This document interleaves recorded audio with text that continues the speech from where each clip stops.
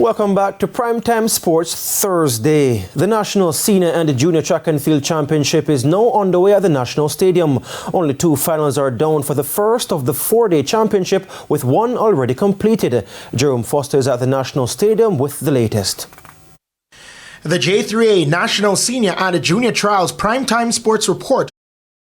Thank you, Giovanni, and you join me here at the National Stadium with some major breaking news.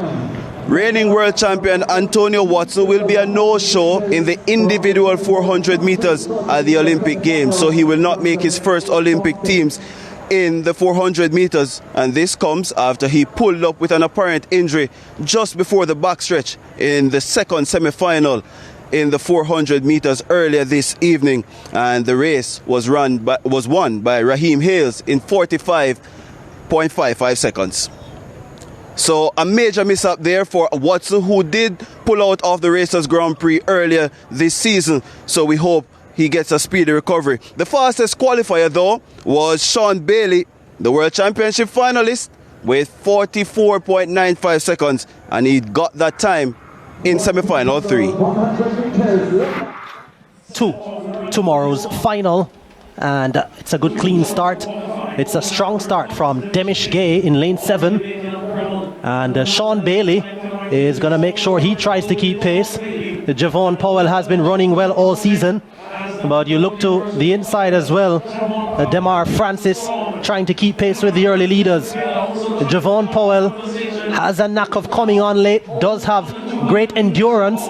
Sean Bailey is the reigning national champion, and he's in a very good position at the moment. Demish Gay also in with a shot at the top 2.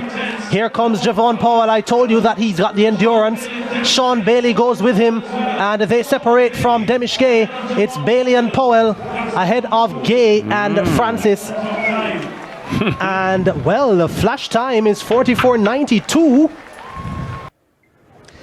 So national record holder Rashawn Clark, who is also the world junior record holder in the 400 meter hurdles, he eased into qualification in the 400 meter hurdles with 49.06 seconds. Malik James King, who has been running well all season, he had a brisk 48.68 seconds to qualify, and he also attained the Olympic qualifying time in the process. Roxroy Cato, the veteran, he surprised Jaheel Hyde with 49.48 to win his heat ahead of Hyde with 50.02 seconds.